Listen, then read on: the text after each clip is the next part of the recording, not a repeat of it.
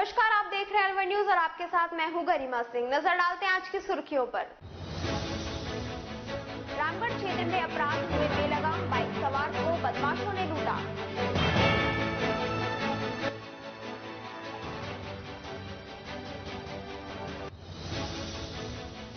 Satellite hospital का अपर जिला व सेशन न्यायाधीश मीना अवस्थी ने किया औचक निरीक्षण। निरीक्षण के दौरान अस्पताल में मिली पर्याप्त व्यवस्थाएं।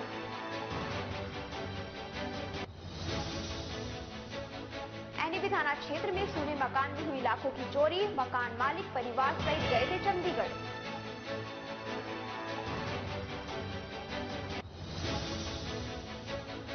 खराब फसल को लेकर एडीएम ने ली मीटिंग, रिपोर्ट तैयार करने के आवश्यक निर्देश दिए।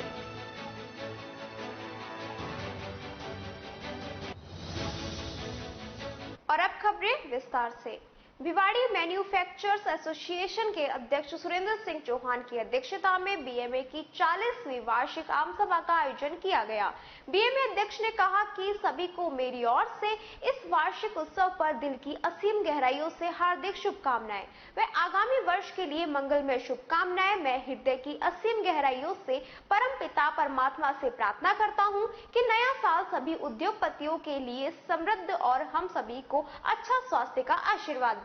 मैं इस सभागार में आए हुए सभी सम्मानित सदस्यों का आभारी हूं, क्योंकि मुझे आपका स्नेह और मार्गदर्शन बिना किसी स्वार्थ के प्राप्त हुआ, जिससे मैं इस संस्था के कार्यकलापों का निर्वहन अपनी यथाशक्ति से पूर्ण कर सका। और मैं आश्वस्त हूं कि आगामी वर्ष में भी मुझे इसी प्रकार से आपका स्नेह और मार्गदर्शन प्राप्त होता रहेगा। मानद सचिव चौधरी जसवीर सिंह के द्वारा पिछली 29 सितंबर 2021 को हुई वार्षिक आम सभा एजीएम के कार्यवृत्त के प्रस्ताव की अनुशंसा की गई। वर्ष 2021-22 की वार्षिक रिपोर्ट की स्वीकृति के प्रस्ताव की अनुशंसा की गई।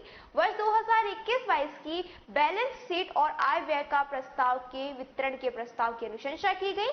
वर्ष 2022-23 के लेखा पर्यवेक्षकों के प्रस्ताव की अनुशंसा की गई। बीएमए विधान के संशोधित खंडों की स्वीकृति के प्रस्ताव की अनुशंसा की गई। वार्षिक आम सभा एजीएम में बीएमए के पूर्व अध्यक्ष बीएम मित्तल, कोषाध्यक्ष कृष्णलाल ठाकुर, उपाध्यक्ष सुशील चौहान, ईश्वर सिंह, गोविंद चांदना, देवेंद्र चौहान, नरेश कुमार अग्रवाल, एनके ज्योति, संयुक्त सचिव जीएल स्वामी, आकाश गोयल, अनुपम शुक्ला, प्रदीप भदौरिया, मुकेश चौधरी, अवतार सिंह, ओम प्रकाश रावत, रणधीर सिंह, एसके शेखावत, उप कोषाध्यक्ष गोविंद गुप्ता, राजवीर सिंह, राजेंद्र सिंह, डॉक्टर नितिन रस्तोगी, अरुण त्यागी, मुकेश जैन, केएस भावन, as Gupta, Shiv Sagar Sharma, Chitranjan Goyal, Rajkumar Singh, R K Sharma, Sudesh Agarwal, Nitin Goyal, Ramdhan Anil Sharma, PC राय, अमन कथूरिया, भारत भूषण बंसल, महेश अधाना, राजवीर दहिया, उदयघर मिश्रा, शशि भूषण, पंकज बंसल, विक्रम सिंह राजावत आदि उपस्थित रहे।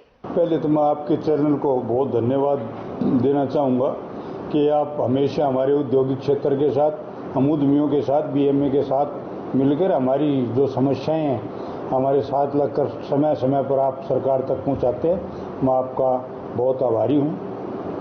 आज जब से हमारी एसोसिएशन का निर्माण बनी है, तब से हर साल में एक बार इसकी एजीएम होती है। उसके दौरान हम जो पूरे साल में खर्च किया बीएमए ने, या कोई जनहित की भलाई की, या कोई कैंप लगाए, जैसे ब्लड कैंप है, आई कैंप है, और जो भी सरकार के साथ मिलकर उद्योगों के लिए लड़ाई लड़ते हैं, बिजली बोर्ड हो, उद्योग भवन से, पॉल्यूशन डिपार्टमेंट से, पुलिस प्रशासन के साथ मिलकर लोगों के जो काम कराए जाते हैं, उनका विवरण हम इस मीटिंग के माध्यम से लोगों को बताते हैं। तो और कोई जिस तरह हमारा सारे वर्ष का जो खर्चा होता है वो हम बैलेंस शीट सबके सामने पेश करते हैं, ताकि उसमें कोई त्रुटि ना हो और कोई कमी ना हो, और कमी हो तो उसको हम अपने आगे को सुधार सकें। दूसरा, हम इस मीटिंग के माध्यम से अगर हमारे द्वारा कोई काम अधूरे रह गए हों,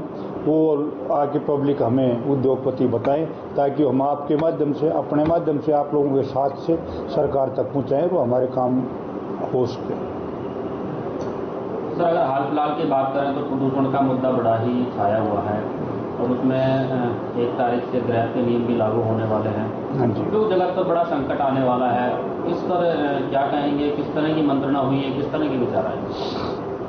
ऐसा पहले तो उद्योग धंधे हमारे पीछे 2 साल कोरोना की मार रही, चले ही नहीं। उसके बाद हमारी जो रोडों की व्यवस्था, हमने सरकार से भी इस चीज़ की बात की है, वो भी अभी कोई सुचारू रूप से ठीक नहीं हुई है।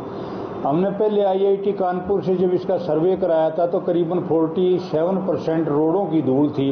आज ये कम नहीं हुई है, ये बढ़ के कम से कम भी 50 और 55% आप रोडों का हाल, क्योंकि जो ये कंडूम पाइप जो लग रहा है इसके रोडों की खुदाई, वो रोड नहीं बन पाए। कुछ तो बरसात में कीचड़ में, अब जैसे बरसात खत्म हो जाएगी तो वो मिट्टी जैसे गाड़ी चलेगी वो एक पोल्यूशन का एक काम करती है, और वो एक भयंकर पोल्यूशन बन जाता है जिसकी मार हमें झेलनी पड़ती है। दूसरा, NCR से हमारा कोई खास वास्ता नहीं है, वास्ता मीटिंग है, हम सब उद्योगपति जाके अपना उसके सामने रखेंगे ताकि इससे जो हमें निजात मिल सके। हमें अब तक इसके नॉर्म से ही नहीं, किससे हमें इसकी किट लेनी थी। पहली बात, हमारे पास GNG वाले जो है आपका सिटी गैस वाला, उसने गैस देने के लिए मना कर दिया। अगर सरकार हमें पूरी तरह से 24 घंटे अगर बिजली देती है तो हमें इस जनरेटर चलाने की आवश्यकता नहीं पड़ती। बिजली तो हमें 7 साढ़े 7 रुपये पड़ती है और जनरेटर हमें 20 रुपये पर यूनिट पड़ता है, तो हमें ज़रूरत नहीं। अगर सरकार हमें जैसे आपकी दिल्ली की तरह, नोएडा की तरह या हमारे कोटा की तरह, कोटा में बड़ी प्राइवेट सेक्टर को बिजली दे रखी है, वहाँ इस तरह की कोई समस्या नहीं है। अगर ये बिजली बोर्ड भी JVN को भी हमें प्राइवेट में कर दिया जाए तो हमारी बिजली की समस्या है वो 90% खत्म हो जाएगी। आज हम बिजली अगर हमें पूरी तरह से मिल जाती है तो हमारे साथ जनरेटर की कोई नौबत नहीं आएगी। कल हम मिलके, और हमारा 80% उद्योगपति तो जैसा है जिसके पास 700-800 kVA का जनरेटर ही नहीं है, और 50% उद्योगपति ऐसा है जिसको जनरेटर चलाने की जरूरत नहीं पड़ती। वो छोटा उद्योगपति है, वो अपने को बंद कर लेता है। हमें मोटी दिक्कत तो वो है जो प्रोसेसिंग यूनिट है, जो 1 सेकंड भी बंद नहीं कर सकते। हमें ज्यादा दिक्कत वहाँ है कि अगर बिजली चली गई और हम जनरेटर नहीं चला पाए तो हमारा सारा प्रोसेस रुक जाएगा और उद्योग पूरी तरह खत्म हो जाएगा। इस साल में कौन से बड़े काम किए हैं जो मैंने, जिसको इंडस्ट्री के हित में, आम जनता के हित में? देखिए, पोल्यूशन की लड़ाई तो BMA पूरा समय से लड़ती आ रही है, और पिछले साल हमने कोरोना के अंदर भी लास्ट में काफी करीबन 2500 डोज तो गवर्नमेंट से करीबन 800 रुपये पर डोज में खरीद के लगवाई गई। वो भी उद्योग चलाने के लिए लगाई गई थी ताकि हमारे उद्योगपति, जो आपकी कोरोना की दवाई थी वो मार्केट में अवेलेबल नहीं थी, या थी तो बहुत कम मात्रा में थी, ताकि उसके अंदर हमारा जो उद्योगिक क्षेत्र का वर्कर था वो आजू बाजू घूम रहा था, पूरी तरह लग नहीं पाई थी। तो इस तरह करके हमने उद्योगपतियों से डिमांड रखी, उन्होंने हमारा सहयोग किया और वो आम आदमी तक पहुंच पाई। दूसरा, सरकार से मिलकर जो आपका ये एलिवेटेड रोड है इसका काम हुआ। तीसरा, सरकार से मिलकर पिछले में हमने सरकार से मिला, MLA से बात हुई, उद्योग मंत्री से बात हुई, तो ये जो आपका बाईपास से लेकर आपका टोल टैक्स 6 लाइन रोड है, इसका निर्माण अब rotary club of Alwar and PVC dynamic private limited Alwar की ओर से नवरात्रि के उपलक्ष्य में 1 अक्टूबर को शहर के परिणय मंगल में कपल डांडिया धूलिड़ा का आयोजन किया जाएगा। अलवर न्यूज को क्लब के पदाधिकारियों जितेंद्र खुराना, नीरज जैन और पवन ने बताया कि धूलिड़ा में नामचीन DJ सिद्धार्थ अपनी टीम के साथ भाग लेंगे। अलवर में डांडिया की शुरुआत क्लब ने ही की थी। अब 20 साल बाद क्लब पारिवारिक डांडिया धूलिड़ा का आयोजन कर रहा है। इस दौरान स्टॉल भी लगाई जाएंगी। कार्यक्रम के पास इंद्रलोक क्लासिक होटल, सुलेस्टा सेलो स्पोर्ट्स कैफे से ले सकते हैं। 5 से 3 फुट लंबाई तक के बच्चों को एंट्री दी जाएगी। देखिए, rotary club and PSP group एक मिलके हम लोग रोटरी डांडिया उत्सव आयोजन कर रहे हैं जिसका नाम दिया धूलिड़ा। इसके अंदर शहर में हमने कपल एंट्री के लिए अलाउड करा हुआ और बहुत ही एक शानदार कार्यक्रम होने वाला है अलवर शहर में नवरात्रि के पावन पर्व के अवसर पर। और इससे ज़्यादा जानकारी नीरज भैया आपको और बताएंगे। रोटरी क्लब जैसा है, अपन सभी जानते हैं कि विश्वव्यापी एक ऐसा संगठन है जो मैनकाइंड के लिए काम करता है। और फेलोशिप और 20 पॉइंटर का एक ऐसा बेस है जिसमें ये एक बड़ा एक फैक्ट जो स्थापित किया गया है कि लोग जो लाइक माइंडेड लोग हैं वो एक साथ बैठते हैं और पहले वो मैनकाइंड के लिए जो पब्लिक इंटरेस्ट के काम है, हम जानते हैं पोलियो इरेडिकेशन जैसे कुछ काम ऐसे हैं जिसके लिए रोटरी विश्वविख्यात है, उसी कड़ी में फैमिली मेंबर्स एंटरटेनमेंट और फन आदि जनरेशन संबंधी काफी ऐसे कार्यक्रम आयोजित करते हैं जिनके माध्यम से जो पब्लिक इंटरेस्ट के काम है उनको संचालित किया जा सके। वर्तमान में रोटरी का जो एक कार्यक्रम है ढोलीदा, जैसा प्रेसिडेंट जितेंद्र खुराना जी ने भी आपको अवगत कराया, ये 1 अक्टूबर को अलवर के हार्ट कहे जाने वाले मंगल परिणय लॉन में आयोजित हो रहा है। मंगल परिणय की खास बात यह है कि यहाँ पार्किंग का काफी अच्छा स्पेस है, लेकिन इसमें हम लोग जो उस दिन इवेंट डे है उस दिन 6:30 बजे तक जो व्हीकल आएंगे उनको तो अंदर कैंपस में अलाउ करेंगे और स्थान की उपलब्धता के आधार पर अलाउ करेंगे। 6:30 बजे हम लोग मेन गेट बंद करेंगे और उसके बाद में पार्किंग की व्यवस्था जो है प्रशासनिक जो प्रोसीजर रहेगा उसके अनुसार रहेगी। हम लोगों ने भी उसके लिए विधिवत अपनी टीम्स को यहाँ पे उसके लिए सुनिश्चित किया है। खास बात यह है इस दिन डीजे सिद्धार्थ जो नॉर्थ इंडिया ही नहीं बल्कि आज भारतवर्ष में एक रिनाउंड नाम बन चुके हैं डीजे और डांडिया के आयोजन को लेकर विशेष रूप से उनको जाना जाता है, वो अलवर में आ रहे हैं अपनी टीम के साथ में। बस्ती डांस ग्रुप जो है वो साथ में आ रहा है उनके। तो ऐसे में निश्चित रूप से इस बार जो है डांडिया है। आपको एक चीज मैं अवगत कराता हूं कि अलवर में डांडिया की शुरुआत हमारी टीम ने की थी और अब 20 साल के पश्चात जब लगातार डांडिया के अलग अलग सीक्वेंस करने के बाद में रोटरी की जब ये टीम कर रही है काम, तो इसमें जो हमारे मेंबर्स हैं हर मेंबर दिन रात एक करके इस इवेंट को उपयोगी हर महीने में एक डिसिप्लिन इवेंट के तौर पे आयोजित करने की कोशिश कर रहा है। पवन जी जो हमारे डिस्ट्रिक्ट गवर्नर इलेक्ट हैं वो इसमें प्रवेश की प्रक्रिया के बारे में आपको जानकारी प्रदान करेंगे। जैसा कि नीरज जी ने बताया कि ढोलीडा 1 अक्टूबर को मंगल परिणय में शाम को 6:30 बजे आयोजित किया जा रहा है। इसमें सिर्फ कपल पास अलाउ है, स्टेज एंट्री नहीं है। हमने पूरा पारिवारिक माहौल देने की कोशिश करी है। साथ में इसकी एक विशेषता यह भी रहेगी डीजे सिद्धार्थ जो कि नोएडा से आ रहे हैं और उनका एक अलग यूथ में चार्म है, वो उसको अलग तरीके से इस ढोलीडा कार्यक्रम को आयोजित करेंगे और अलवर वाले अपनी फैमिली के साथ इसको जुड़कर बड़ा निश्चित रूप से अलवर में और भी कई डांडिया प्रोग्राम हो रहे हैं ये, लेकिन जो ढोलीडा हो रहा है जो रोटरी क्लब अलवर आयोजित कर रहा है ये निश्चित रूप से अपने आप में एक अनूठा कार्यक्रम है। इसके साथ में हमने चाट की भी काफी स्टॉल खाने और चाट का पूरा व्यवस्था रखी है। डिस्प्ले स्टॉल भी कई कंपनियों ने अपनी लगा रहे हैं। आप लोग आएंगे जुड़ेंगे तो निश्चित रूप से एक अलग माहौल मिलेगा और पूरा पारिवारिक माहौल के साथ आप गरबा और डांडिया को एंजॉय करेंगे। कपल एंट्री साथ बच्चों की एंट्री का क्या है? बच्चों के लिए जो 3 फुट की हाइट तक के बच्चे हैं उनकी एंट्री फ्री है। उसके बाद अगर उसके ऊपर है तो उसके पासेस के थ्रू एंट्री दी जाएगी। इसके अलावा यदि आप पासेस के लिए जो आप hotel Indralok classic, Solasta salon, sports cafe, Tirupati jewellers और कलर्स जो नगली सर्किल पे शोरूम है वहां पे आप संपर्क करके प्राप्त कर सकते हैं इसके पासेस। उल्लेखनीय इसमें रोटरी के ऑलरेडी ब्लड बैंक और फिजियोथेरेपी सेंटर आदि ऐसे परमानेंट प्रोजेक्ट संचालित है जिसमें हम सभी जानते हैं साथ का साथ एक कार्यक्रम आयोजित हो रहा है। तो ऐसे में जहां सामाजिक सरोकार की बात आती है वहां जो काम होते हैं उसके साथ सांस्कृतिक सरोकार की दिशा में भी एक ऐसा महत्वपूर्ण कदम है जिसमें आप सभी विधिवत पधारेंगे तो हम सभी उत्सुक हैं आपके स्वागत के लिए। धन्यवाद। किस डेट तक पास मिलेंगे? इसके पासेस के लिए एक्चुअल में इसके लिए अपन ने कोई लास्ट डेट नहीं डिसाइड करी है। यदि 1 अक्टूबर को मतलब 30 तारीख तक हम लोगों को बहुत अच्छी यदि सब लोग अपने पास कलेक्ट कर लें संबंधित व्यक्ति से या संबंधित जगह पे जाके आप पास कलेक्ट कर लें तो और ज्यादा कन्वीनियंट हो जाएगा हमारे काउंटिंग में। बाकी 30 तारीख तक आप कलेक्ट कर सकते हैं। देखिए उपलब्धता का आधार तो इसमें महत्वपूर्ण है, पहले आओ पहले पाओ का आधार है। चूंकि स्थान अगर पूरा हो जाएगा तो उसके बाद तो निश्चित रूप से रोक भी लगानी पड़ेगी। तो आप 30 तारीख का इंतजार भी ना करें और शीघ्रता से अपने पास प्राप्त करें। क्योंकि पास जो है वो लिमिटेड है, एंट्री मतलब ऐसा नहीं है कि बिल्कुल नीरज भैया ने ये कोऑर्डिनेटर भी हैं इस पूरे अपने इसके इवेंट के कोऑर्डिनेट नीरज भैया कर रहे हैं और ये बिल्कुल सही बात है कि उपलब्धता भी एक निश्चित। मुंडावर के समीपवर्ती ततारपुर थाना क्षेत्र के गांव रानोट निवासी एडवोकेट अबीर सिंह के 25 सितंबर की रात्रि से गुमशुदा पुत्र गजराज की तलाश करने की मांग को लेकर अभिशासक संघ मुंडावर की ओर से मुख्यमंत्री के नाम एसडीएम पंकज बड़गुजर को ज्ञापन दिया गया।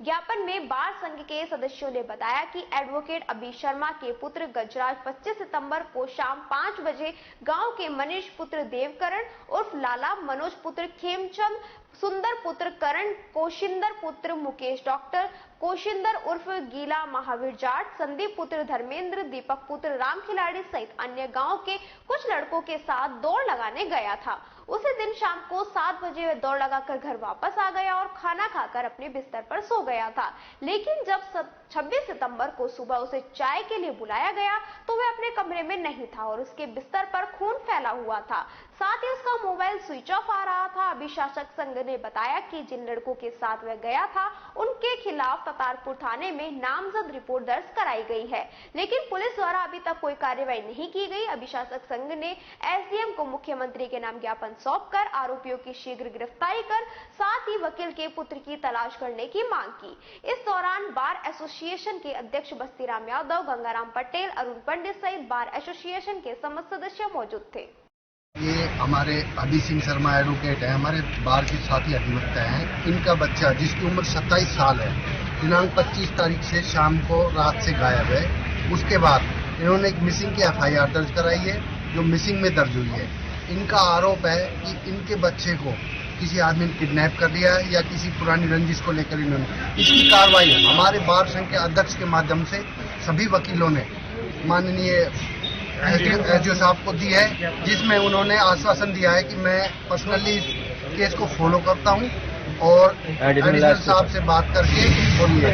तो हमारा निवेदन है मीडिया के माध्यम से कि किसी भी तरीके की इस तरीके से कोई वारदात है, अगर हमारे कोई क्लू मिले या कोई संदिग्ध मिले तो सूचना दें, परिवादी को दें, ततारपुर थाने को दें, एसपी साहब को दें। यही हमारी 25/9/2022 की बात है। मेरा लड़का गांव के कुछ 7 लड़कों के साथ, जिनके नाम मैंने इसमें एफआईआर में मिसिंग एमपीआर में लिखा है सारे, और उनके साथ वो दौड़ के बहाने ले गए थे और शाम को 7 बजे के आसपास आया। तब तक मैं सो चुका था, नीचे सोता हूँ, वो ऊपर रहता अलग पोर्ट में। तो उसने रसोई से खाना खुना खाकर हमारे घर वाले परिजनों ने बताया कि भाई सो गया। सुबह हमने उसको देखा, जब तो हमारे को बहम ही नहीं था कि भाई कोई लड़ाई है, कोई कहानी है। सुबह 7 बजे के आसपास चाय देने के लिए गए, नहीं मिला। फिर हम सोचे गया होगा बाहर घूमने के, नहीं मिला। तो फिर फोन किया, फोन स्विच ऑफ आ रहा था, 2-3 बार किया, नहीं आ रहा। फिर हमने उन 7 लड़कों से पूछताछ की, मैंने की, परिवार वालों ने की। उन्होंने जवाब सही देने से मना कर दिया, टाल मटोल करते। और कमरा खोल के देखा तो कमरा खोला तो उसके बिस्तर पे खून के धब्बे, खून बिखरा हुआ था। परिवार और रिश्तेदारों से पूछी, मिलने वालों से पूछी, भाई कहाँ से कोई आपके पास आया? किसी ने कुछ भी नहीं बताया कि हमारे पास आया। अब इसका मतलब या तो उसका अपहरण कर दिया है, उसको मार दिया। हमारे गांव के कुछ लोगों से पुराने रंजिश की कोई भी वारदात हो सकती है। और थाने वाले जितनी बार जाता हूँ एफआईआर दर्ज करने के बाद भी उल्टा सीधा टाल मटोल करते हैं। काफी मेरे को बड़ी मुश्किल से दी एफआईआर, कल 7:30 बजे दी, 2 दिन लगा दिया, कार्रवाई करके राजी नहीं।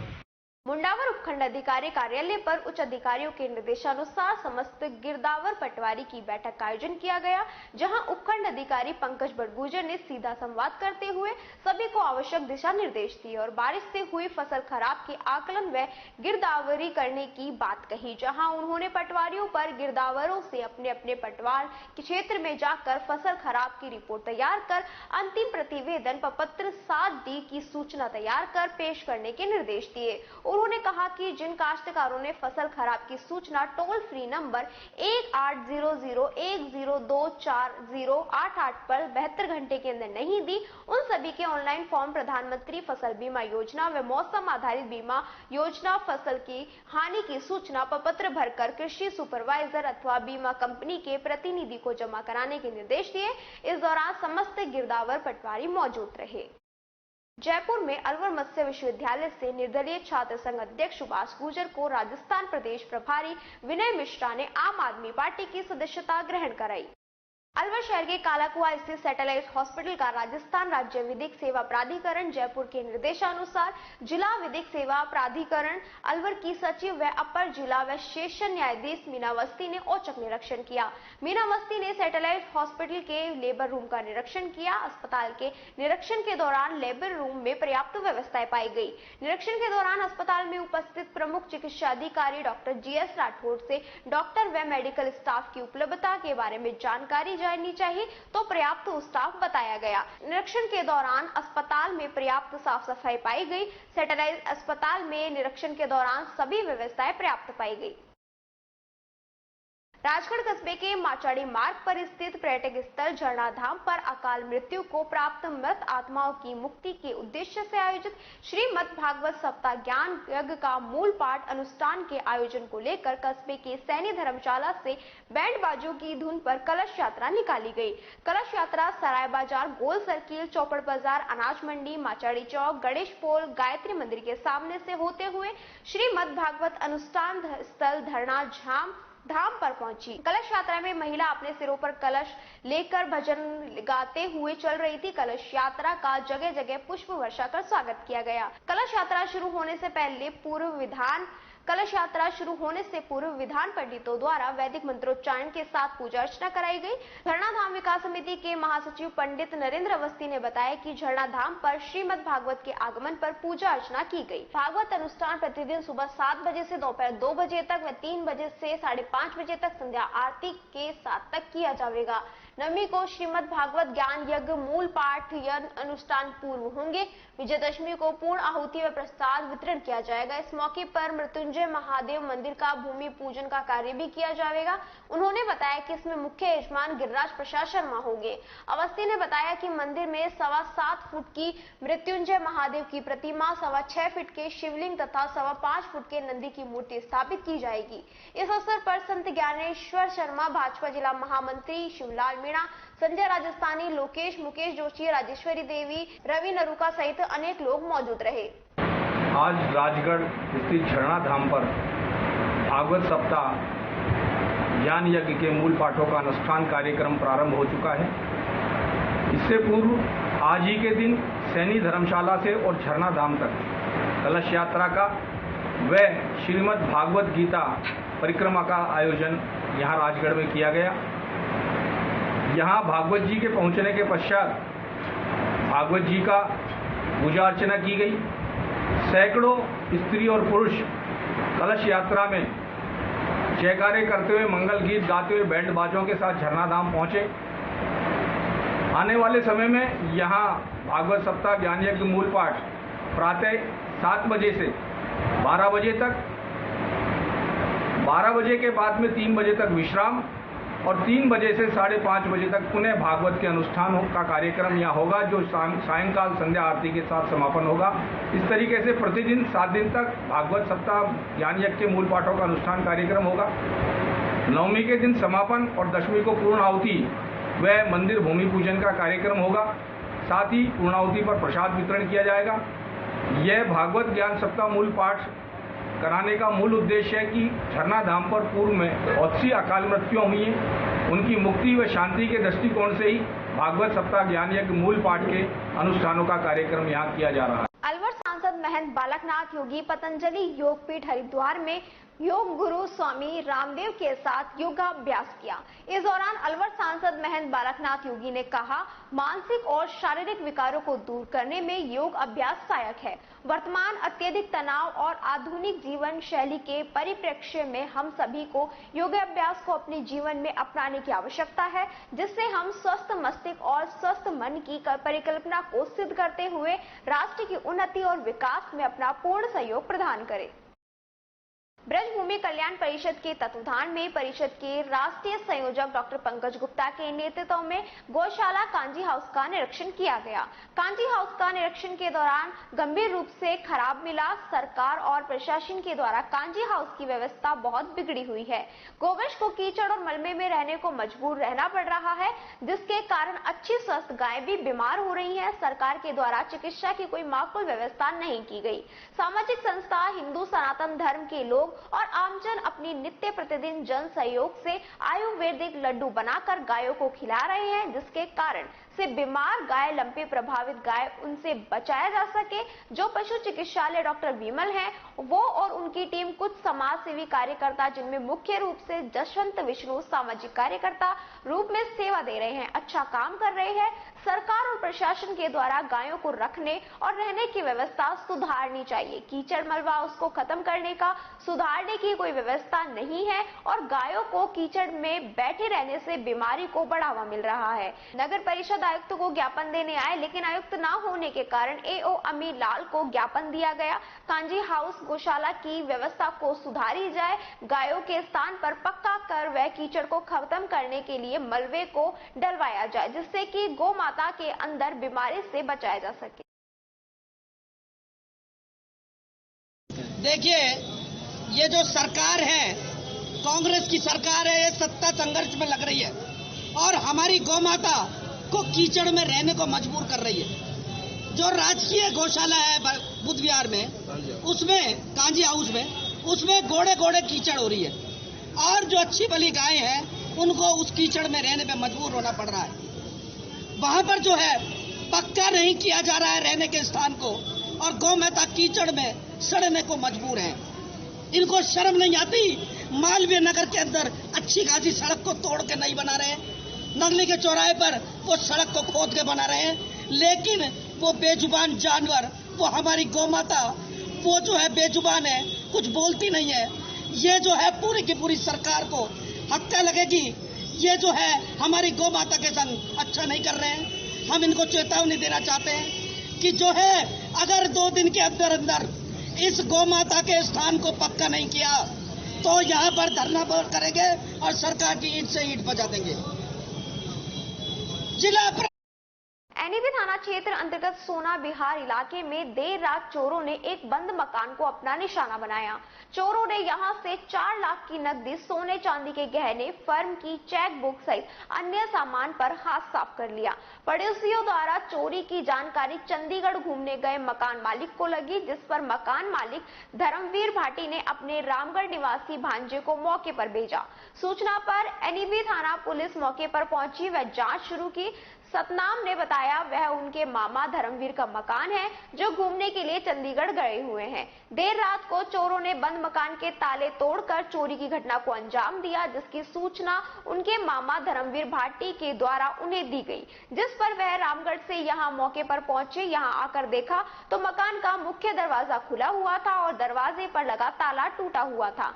अंदर जाने पर बंद कमरे का ताला भी टूटा हुआ मिला। अलमारी के रैक खुले हुए पड़े थे, जिनमें फर्म के साइन हुए चेक सहित खाली चेक गायब मिले। इसके अलावा करीब 4 लाख की नकदी, गहने व अन्य सामान भी गायब मिला। वहीं अन्य सामान भी कमरे में बिखरा हुआ था। सूचना पर पहुंची पुलिस ने घटनास्थल का मौका मुआयना किया। वहीं मकान मालिक के आने पर ही चोरी हुए सामान की एक्चुअल रिपोर्ट सामने आएगी। जी, मेरा नाम सतनाम सिंह है।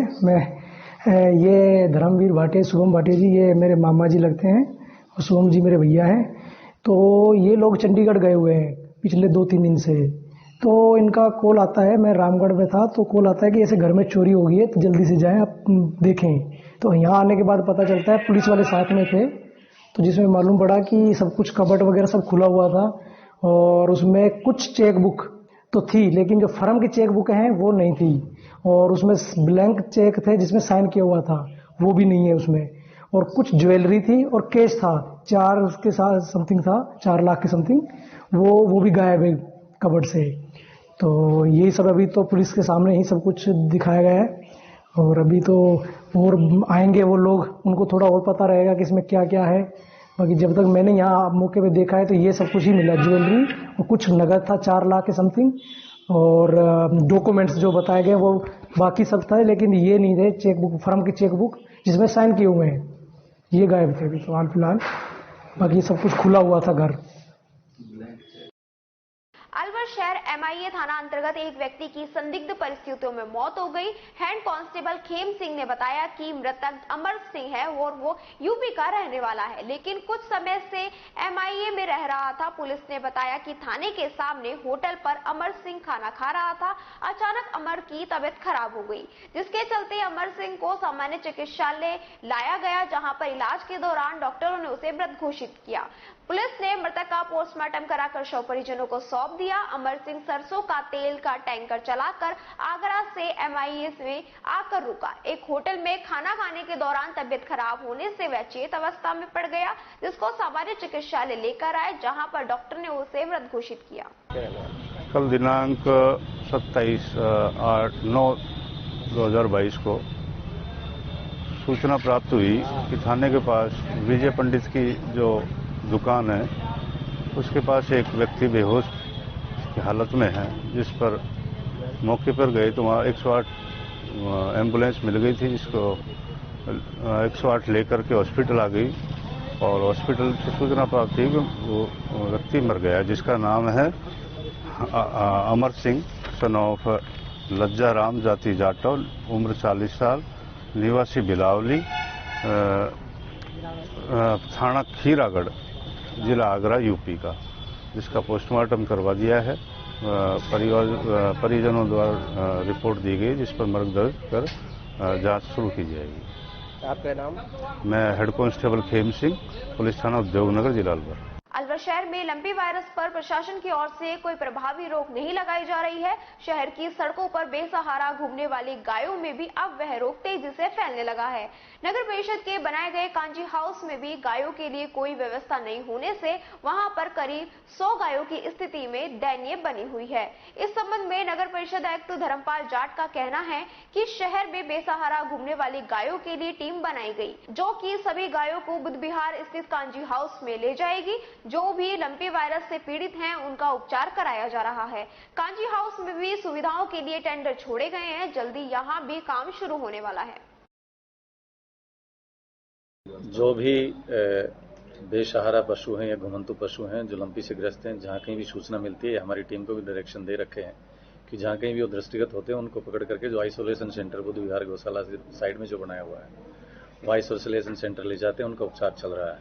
वहाँ 100 से ज्यादा गोवंश है जिनका उपचार चल रहा है, जिन्होंने रिकवरी भी की है, कुछ एक इस दुनिया में नहीं रहे हैं, एक अलग विषय है। दूसरा, अभी हमने एक चीज और की है, 9 के 9 जो सेक्टर इंचार्ज है हमारे, उनको कल शाम को निर्देशित किया है कि हम एक ड्राइव चला रहे हैं। अभी जो भी लंपी से ग्रस्त गोवंश है या अन्य पशु हैं उनको पकड़ करके वहाँ आइसोलेशन सेंटर ले जाएंगे, ताकि वो संक्रमण भी नहीं फैले और साथ ही साथ जो संक्रमित हो गए हैं उनका समय पर इलाज हो सके। क्योंकि इसमें एक जो मेडिकल एडवाइजरी आई हुई है कि प्रारंभिक तौर पर अगर संक्रमित पशु को इलाज कर दिया जाता है तो उसका डेथ रेट काफी कम होता है, उसका सर्वाइवल रेट मोस्ट चांसेस होते हैं। तो हम उसी स्ट्रेटेजी पे काम कर रहे हैं। इस पे आज से ही हम लोग चाहे 8-10 जितने भी मैंने फ्री एंड कर दिया उनको, 8-10 जितने भी टेम्पो इंगेज करने या दूसरे संसाधन इंगेज करने हैं वो इंस्पेक्टर्स कर लेंगे और इनको पकड़वा करके जो भी लंपी से ग्रस्त पशु हैं, गोवंश है, उनको पहुंचवाएंगे, उनका उपचार सुनिश्चित करवाएंगे। सर, अभी जैसे नगर परिषद के जो कांजी हाउस है बुध विहार में, वहाँ पर भी व्यवस्थाओं का क्या बोलते, कोई मतलब व्यवस्थाओं का आलम है? अव्यवस्थाओं का कोई आलम नहीं है। अगर आप वहाँ गए हो या मेरे साथ चल के देख सकते हैं, मैं लगभग हर अल्टरनेटिव डे विजिट कर रहा हूँ। हमने जो व्यवस्थाएं की हैं वो बिल्कुल माकूल और मेडिकल एडवाइजरी जो वहाँ रहती है, वो मेडिकल टीम रहती है, उसके अकॉर्डिंग ही की है। बीच में बरसात आ गई थी, इतनी जोर की बारिश थी कि उसमें थोड़ा बहुत पानी एक आध गाय के आसपास भर गया था, उसको पर्सनली विजिट किया था। 5-5 फीट बाहर उसका पानी था, उसको भी हमने रातों रात निकलवा दिया था। बाकी सारा पशु जो वहाँ उपचार चल रहा है सुरक्षित है।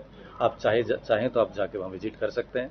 रही बात अधिक व्यवस्थाएं करने की, तो इसमें निरंतर व्यवस्था को सुधार करने का जो तरीका है हम करते रहते हैं। और भी किसी तरह की जरूरत आइसोलेशन सेंटर पे पड़ेगी या पड़ती रहती है तो हम निरंतर रूप से कर रहे हैं, आगे भी करेंगे। सर, आज क्या है, कलेक्टर साहब को ज्ञापन दिया गया है कि वहाँ पर कांजी हाउस में जो गाय रह रही है तो वहाँ कांजी हाउस में जो कच्चे में रह रही है उसके लिए पक्का वहाँ करवाया जाए। और आपकी जानकारी के लिए बता दूं कि ऑलरेडी हमने इसके लिए 50 लाख का टेंडर किया जा चुका है और वहाँ टीन शेड के लिए, पक्के के लिए, जो कि काम भी चल रहा है। बीच में बारिश आ गई थी और उस वजह से वो थोड़ा स्लो पड़ गया था काम, अदरवाइज वो काम चल रहा है। वहाँ का ड्रेनेज सिस्टम कि वहाँ पानी नहीं भरे, प्लस में वहाँ इंटरलॉकिंग टाइल्स का एस्टिमेशन जो लिया है, टेंडर हो चुके हैं, वो भी काम चल रहा है। शीघ्र ही वो पूरा होगा और आने वाले दिनों में इस तरह जो भी गोवंश से पशु वहाँ जाता है उसको इस तरह की सुविधा नहीं होगी।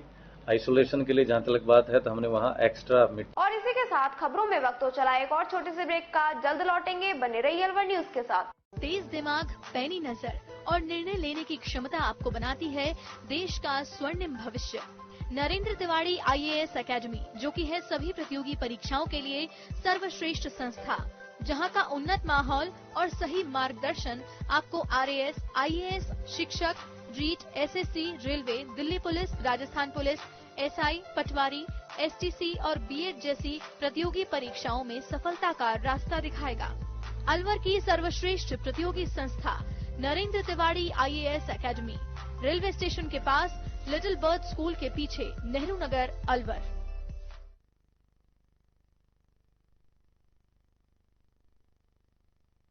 डीसीबी बैंक अब अपने शहर अलवर में भी आपकी किसी भी व्यक्तिगत एवं व्यावसायिक आवश्यकता के लिए अब पाएं 6.75% प्रति वर्ष ब्याज अपने डीसीबी सेविंग्स अकाउंट में।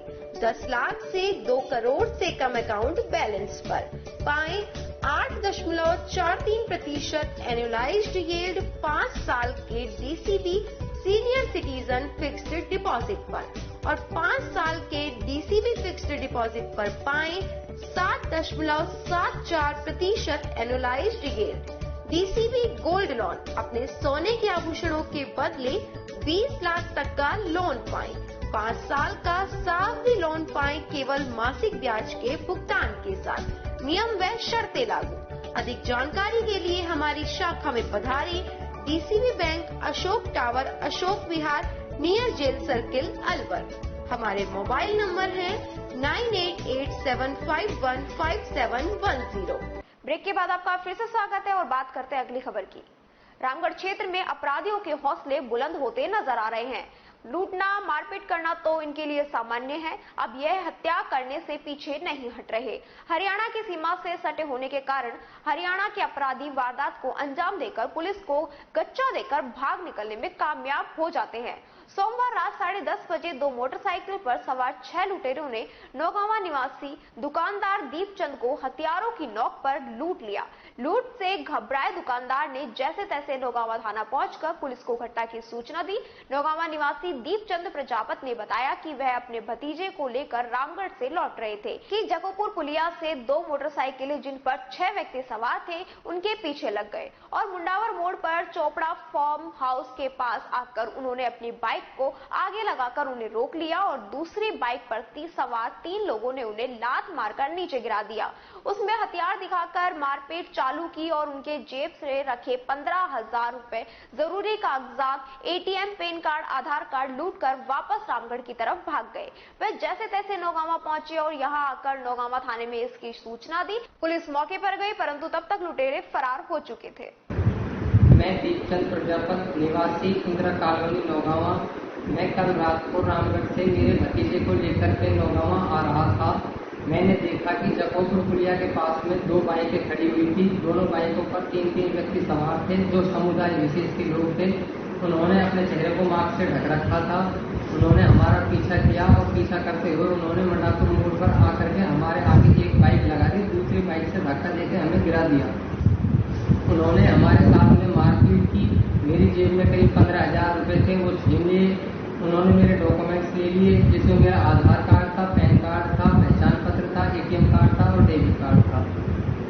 मेरे भतीजे के पास में बैग था, उस बैग में उसके डॉक्यूमेंट्स थे और उसका लंच बॉक्स था। दोनों के साथ में मारपीट करी, वो पैसे लेकर के वहां से भाग गए। उन्होंने मेरे को हथियार दिखाए थे। हथियार दिखाते हुए उन्होंने मेरे से मारपीट की, मेरे पैसे छीने हैं और साथ में मेरे को जान से मारने की धमकी दिए। उसने ये कहा कि अगर तूने पुलिस के अन्य किसी व्यक्ति को सूचना दी तो हम तेरे को जान से मार देंगे।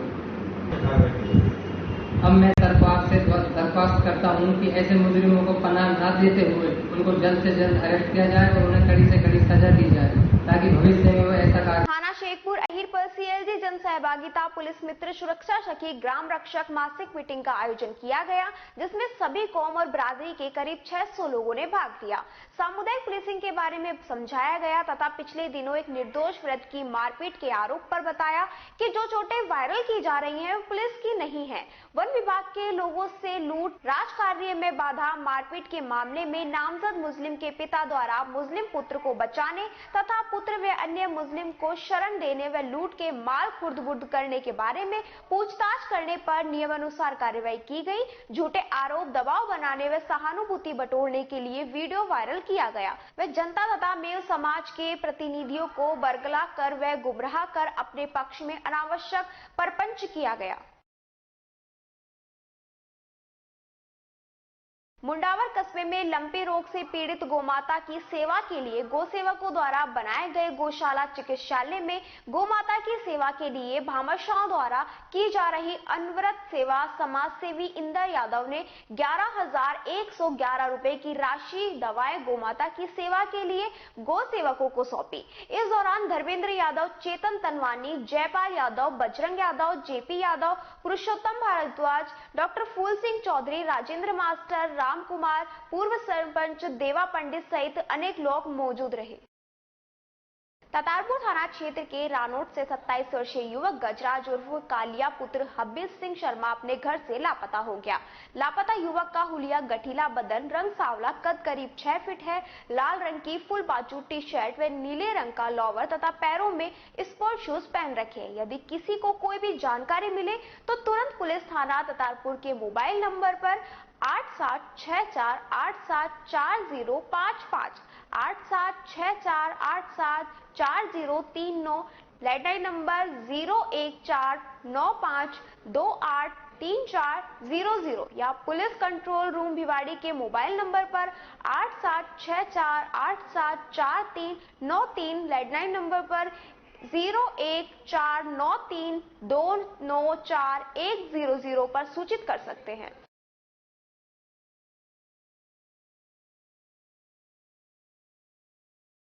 अलवर शहर के नजदीक भुगोर तिराया के पास वन विभाग की तरफ से लोगों को उनकी जमीन से बेदखल करने के मामले में करीब 2 दर्जन लोग जिला कलेक्टर के पास अपनी फरियाद लेकर पहुंचे। लोगों का कहना है कि वे कई सालों से अपनी जमीन पर घर बनाकर रह रहे हैं और इसके लिए उनके पास लेआउट प्लान, नक्शा, रजिस्ट्री और पट्टे के होने के बावजूद भी वन विभाग कर्मचारी उन्हें उनकी जमीन से बेदखल कर रहे हैं। ऐसे में उनके पास रहने के लिए अन्य कोई स्थान नहीं है और उन्हें काफी परेशानी का सामना करना पड़ रहा है। हम भोगोर बाईपास से आए हैं। भोगोर बाईपास पे कुछ कॉलोनी बसी हुई जिनमें यूआईटी ने लेआउट प्लान पास कर दिया, पट्टे मिल चुके हैं, इंतकाल खुल चुके हैं। उसके बावजूद पिछले 14 साल से वहाँ कॉलोनी बसी हुई है। 80% कॉलोनी बस चुकी है, मकान बन चुके हैं। कुछ प्लॉटें खाली पड़े हैं, उन प्लॉटों पे वन विभाग ने बाउंड्री तोड़ के और सब कुछ कब्जा करके पेड़ लगाने की बातें करते हैं। और करीब 80 से 90 प्लॉट हैं और 250-300 मकान बने हुए कॉलोनी में। उन मकानों को आगे भी नींव खोद दी, लेकिन मकानों को नहीं छेड़ा है। पहले भी कलेक्टर साहब आए थे? हाँ, पहले भी कलेक्टर साहब आए थे। कलेक्टर साहब को हमने एप्लीकेशन दे रखी है, लेकिन हमें कोई राहत नहीं मिली। आज किनसे मिलने आया? आज भी कलेक्टर साहब से मिलने आए, अनुशासन दिया था उन्होंने, ठीक है कुछ करवाएंगे, तो आज दोबारा से मिलने आए। तो अभी आप मिले हो या फिर? अभी नहीं मिले, कलेक्टर साहब इंतजार कर रहे हैं। तो आपने बात करी वहाँ पे कब? कलेक्टर साहब मीटिंग में बताया 1 घंटे आने वाने कह रहे थे। वन विभाग वाले क्या कह रहे हैं? वन विभाग वाले कह रहे थे कि हमारी जमीन है, हम इस पर बाउंड्री करेंगे, पेड़ लगाएंगे।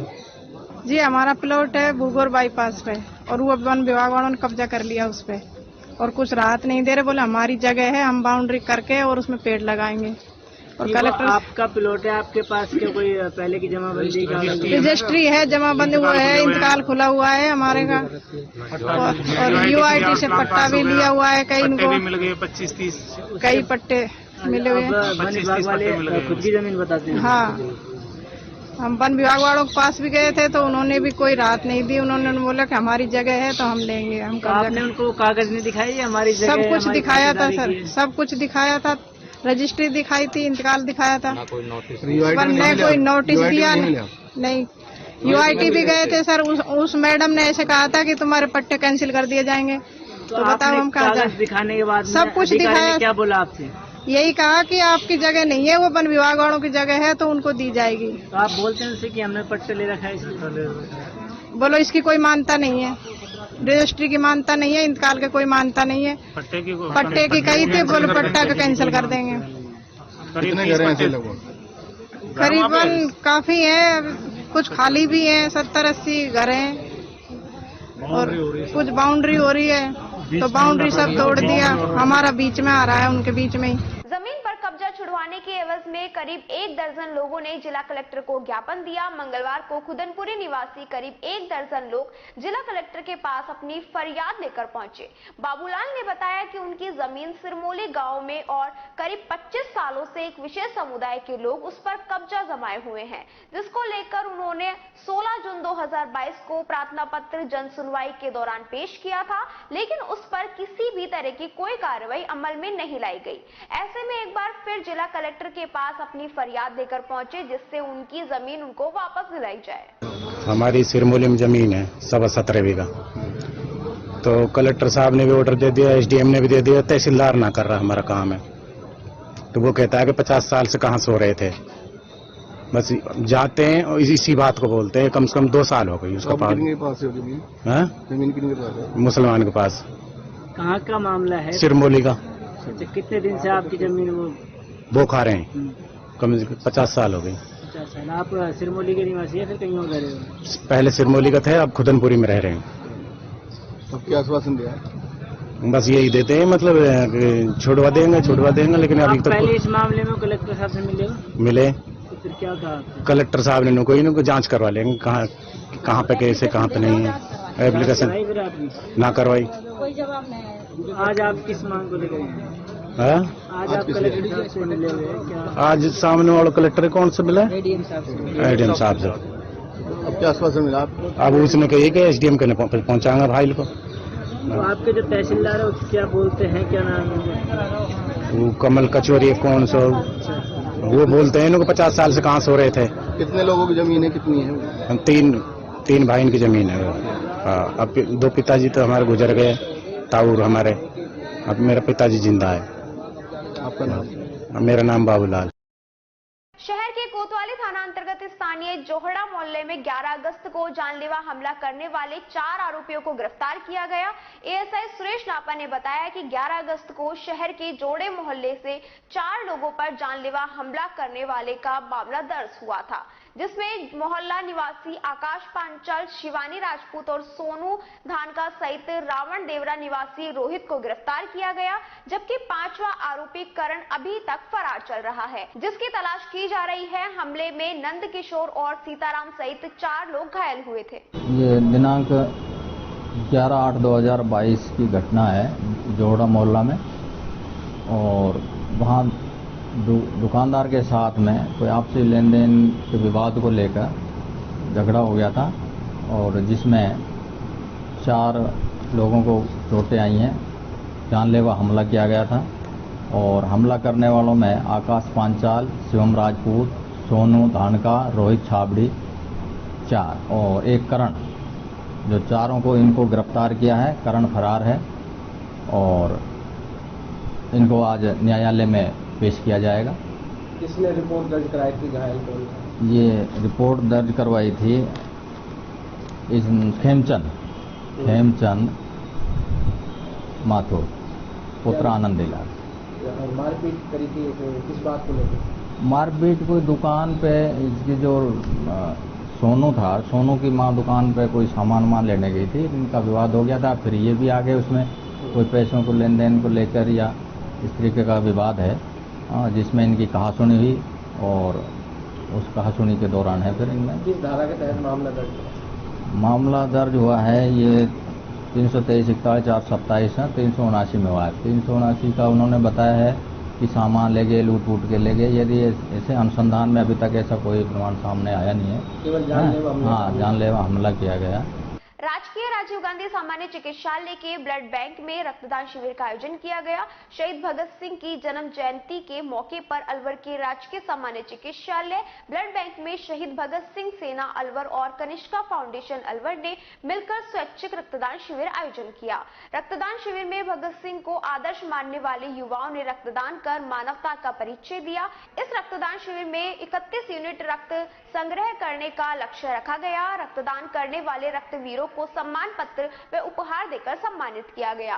इस मौके पर शहीद भगत सिंह सेना अलवर से मनमोहन सिंह व कनिष्का फाउंडेशन टीम से रवि रिंकू, अनिल अलावरिया, सुभाष वर्मा, भरत सिंह बोध, हरीश सिंह वर्मा आदि मौजूद रहे। सरदार शहीद भगत सिंह जी की जयंती के उपलक्ष्य पर आज राजकीय सामान्य चिकित्सालय स्थित सरकारी ब्लड बैंक में एक स्वैच्छिक रक्तदान शिविर का आयोजन अलवर शहर के तमाम उन रक्तवीर साथियों के द्वारा एक छोटा सा समर्पण शहीद भगत सिंह की याद के लिए ब्लड बैंक में रक्तदान करके उनकी जयंती को एक छोटा सा समर्पण किया जा रहा है। और मैं इन तमाम रक्तवीर साथियों का बहुत बहुत धन्यवाद देता हूं जो मानवता को सर्वप्रिय मानकर ब्लड डोनेट करने आ रहे हैं। और हमारा लक्ष्य 31 यूनिट का है और अब तक हम 11 यूनिट रक्तदान कर चुके हैं। और उन तमाम रक्तवीर साथियों का फिर बार बार धन्यवाद। हाँ, सर्टिफिकेट और हमारी तरफ से एक छोटा सा दूध पीने वाला मग भी सभी रक्तवीरों को दिया जा रहा है। जय हिंद। आज 28 सितंबर भगत सिंह के जन्म जयंती के अवसर पर सरकारी ब्लड बैंक में एक रक्त शिविर का आयोजन किया गया है, जिसमें आज का हमारा टारगेट है कि कम से कम 31 रक्तदान किए जाएं और ऑलरेडी 11 हो चुके हैं। इस अवसर पे हम लोग सभी रक्तदाताओं को सर्टिफिकेट और एक मग भी यादगार के स्वरूप दे रहे हैं। आपने आज रक्त डोनेट किया है, आपको कैसा लग रहा है? जी, मैं रक्त दान करता रहता हूं और बहुत ही अच्छा फीलिंग आती है। और मैं सबसे यही रिक्वेस्ट करूंगा, सबसे यही मेरी आग्रह है कि आप भी सभी ज्यादा से ज्यादा रक्तदान के क्षेत्र में अपना सहयोग करें।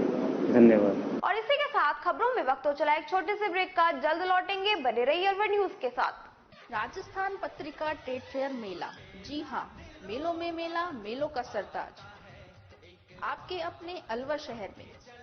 झूले, आसमान छूते झूले, टोरा टोरा, रेंजर झूला, ऑक्टोपस झूला, चांद तारा झूला और खाने पीने के लिए पूरे भारत के अलग अलग राज्यों से चुनकर लाए गए स्वादिष्ट व्यंजन और साथ ही हैंडलूम, हैंडीक्राफ्ट की आइटम, घर को सजाने के लिए गिफ्ट आइटम्स, बच्चों के खिलौने, महिला सौंदर्य सामग्री, आर्टिफिशियल ज्वेलरी, खेस कारपेट, पायदान गलीचे, बेडशीट पर्दे। तो आइए पूरे परिवार के साथ picnic मनाइए। Rajasthan Patrika trade fair मेले में चले आइए। गर्मियों के मौसम को कर दीजिए कूल कूल, क्योंकि मेला है वंडरफुल। खरीदे कम दाम में उत्तम क्वालिटी का सामान। मेले में स्टॉल लगाने के लिए संपर्क करें हरिओम शर्मा 9928286926 and 9950048635। 8 अक्टूबर से 23 अक्टूबर 2022 तक। पता विशेष ध्यान रखिएगा, Dussehra Maidan, jail circle, Alwar. Hotel Greenland पेश करते हैं Navratri dandiya nights. Get ready to dance. Hotel Greenland cordially invites you to join lovely evening of dance. Limited passes available. Special Navratri food available. Family and couples entry only. Hotel Greenland Khairthal, रविवार 2 अक्टूबर को। अधिक जानकारी के लिए संपर्क करें 8094368820 and 7737224820। ब्रेक के बाद आपका फिर से स्वागत है और बात करते हैं अगली खबर की। प्रधानमंत्री नरेंद्र मोदी के जन्मदिवस पर आयोजित सेवा पखवाड़े के 17 सितंबर से 2 अक्टूबर तक आयोजित किया जा रहा है। इसी के तहत भाजपा महिला मोर्चा व प्रवासी प्रकोष्ठ के नेतृत्व में एक भारत श्रेष्ठ भारत का संदेश समाज को देने व वोकल फॉर लोकल के तहत स्थानीय उत्पादों व व्यवसाय को बढ़ावा देने के लिए कार्यक्रम आयोजित किया गया। कार्यक्रम में देश की संस्कृति व खान पान को अपनाकर विविधता में एकता का उत्सव मनाया गया। कार्यक्रम में महिला मोर्चा जिला अध्यक्ष सुनीता सैनी, प्रवासी प्रकोष्ठ के जिला संयोजक आनंद बेनीवाल, प्रवासी प्रकोष्ठ के सह संयोजक विजय कोहली, महिला मोर्चा जिला मीडिया प्रभारी सम्मी सेतिया, रंजना सिंह, सोनाली शर्मा, सोनू खंडेलवाल, चंद्रकांता गुप्ता, तिलक राज, रजनी खंडेलवाल, मैना देवी, सुनैना यादव, हिमांशु शर्मा, विजय महावर आदि मौजूद रहे। भारतीय जनता पार्टी महिला मोर्चा अलवर दक्षिण की ओर से हर मंडल स्तर पर कार्यक्रम किए गए। उसमें आज का कार्यक्रम महिला मोर्चा द्वारा सांस्कृतिक या विविधता में एकता का कार्यक्रम रखा है और लोकल फॉर वोकल का भी कार्यक्रम रखा है, आत्मनिर्भर भारत का। प्रधानमंत्री जी के आह्वान पर यह कार्यक्रम हमने महिला मोर्चा ने मिलकर विभिन्न सांस्कृतिक लोगों को खान पान से लेकर जोड़ा है और एक साथ बैठकर हमने सबने भोजन किया है और एक दूसरे को भोजन खिलाते हुए इस प्रमाण का प्रतीक सांस्कृतिक का किया गया है। वहीं लोकल फॉर वोकल आत्मनिर्भर भारत को भी हमने ये संदेश दिया है कि अपने यहाँ की देश की चीजें खरीदते हुए विदेशी चीजों को बहिष्कार करें, स्वदेशी चीजें अपनाएं। तो उसी चीज को बढ़ावा देते हुए हर मंडल स्तर पर महिला मोर्चा ने मसालों का, आपस में मिट्टी के बर्तन बने हैं उनका, चूड़े के जो मनियारी चूड़े बनाते हैं उनको, तो लोकल लोगों को संदेश देते हुए सांस्कृतिक कार्यक्रमों में भी भागीदारी निभाई है हर महिला मोर्चा ने मंडल स्तर पर। धन्यवाद। सुनीता सैनी, महिला मोर्चा जिला अध्यक्ष।